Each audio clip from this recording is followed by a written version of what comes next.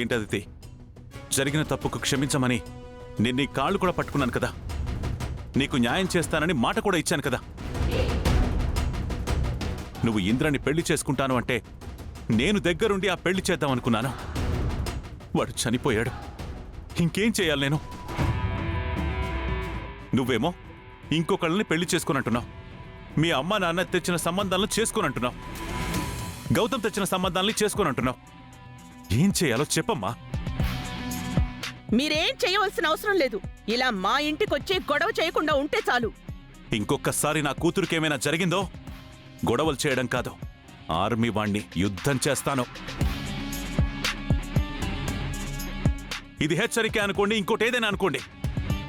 మీ వల్ల శ్రావ్యకేం జరిగినా మీరే బాధ్యులవుతారు. మిమ్మల్ని క్షమించను.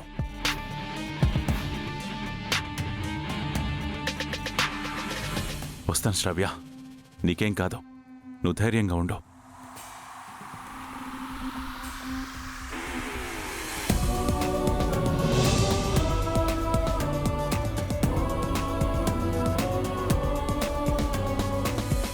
ఏంటి అమని ఇది? నిజంగా ఇందులో నీకే సంబంధం ఉందా లేదా? మర్యాదగా నిజం చెప్పు. నిజం చెప్పాల్సింది నేను కాదండి, శ్రావ్య.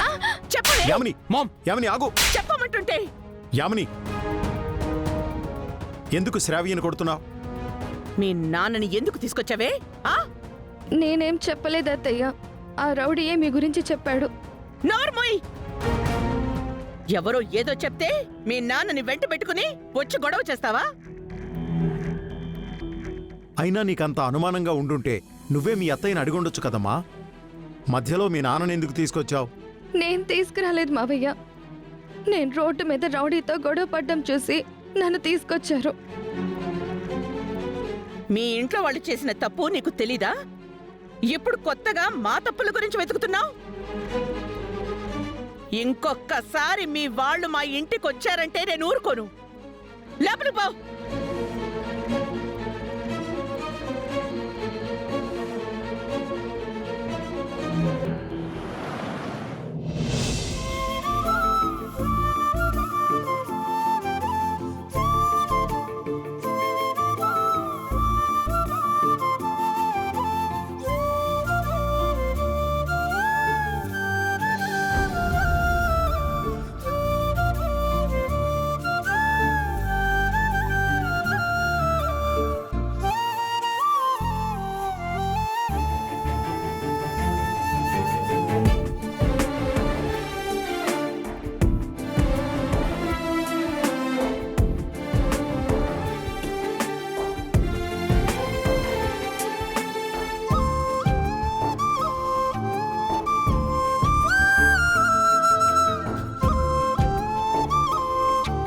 ఐశ్వర్యవంతురాలైన అదితిని కాదని దరిద్రురాలైన అహల్యని కట్టుకొచ్చాడు.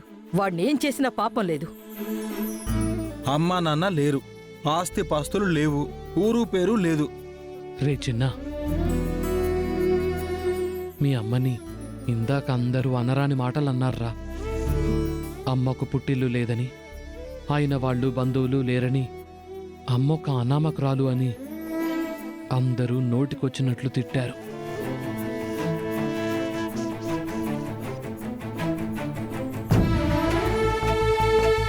మేనమామనే నుండి కూడా ఏమీ అనలేకపోయాను, ఏం చెయ్యలేకపోయాను. మీ అమ్మ కూడా నేనెంత చెప్తున్నా వినటం లేదురా.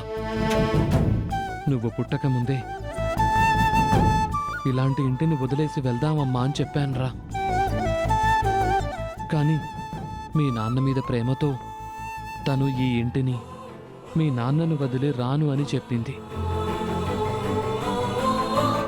అలాని మీ నాన్నతో కూడా మీరంటే నాకు ఇష్టమండి అని చెప్పలేకపోతోంది. నాకేం చేయాలో అర్థం కావటం లేదురా.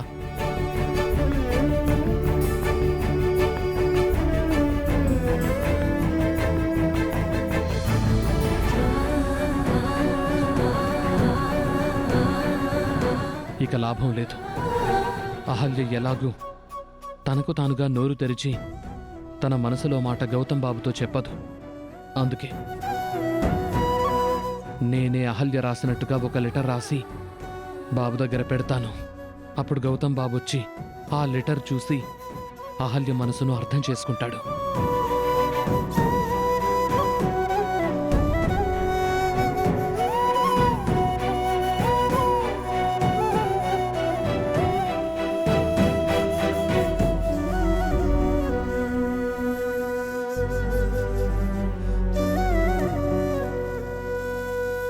గౌతమ్ గారు, మీరు నా గురించి ఎంతో బాధ్యత తీసుకున్నారు. నేనెవరో ఏంటో తెలియకపోయినా నా మెడలో తాళి కట్టి ఈ ఇంటికి తీసుకొచ్చారు. ప్రతి క్షణం నన్ను కంటికి రెప్పలా కాపాడుకున్నారు. నా పట్ల మీరు తీసుకున్న బాధ్యత ఆ దేవుడు కూడా తీసుకోలేడండి. మీరంటే నాకెంతో గౌరవం, ఇష్టం. ఇంకో విషయం, నేను మిమ్మల్ని మనస్ఫూర్తిగా ఇష్టపడుతున్నాను. నా మనసులో మీ మీద మంచి అభిప్రాయం ఉంది. మీరంటే నాకు ప్రాణం అండి. నేను మిమ్మల్ని ప్రేమిస్తున్నాను.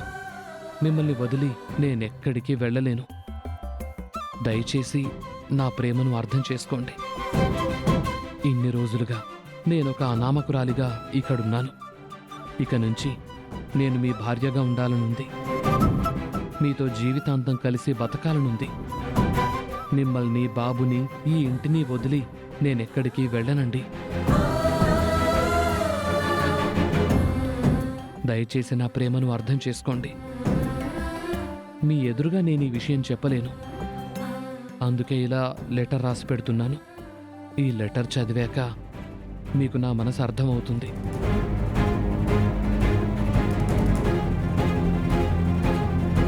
మీ నిస్వార్థమైన ప్రేమకు నేను తిరిగిచ్చేది నా ప్రేమ మాత్రమే.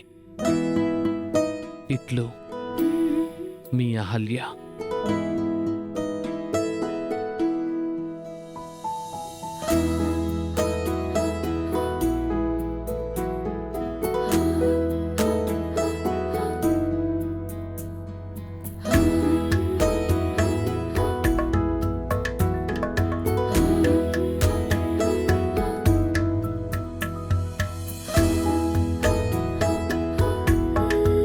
రే కన్నా, మీ అమ్మని నాన్నని కలపడానికి నేను చేస్తున్న ఈ చిన్న ప్రయత్నం ఫలించాలరా. మీ అమ్మ ప్రేమ మీ నాన్నకు తెలియాలరా. ఇందుకు నువ్వే సాక్ష్యం కావాలి.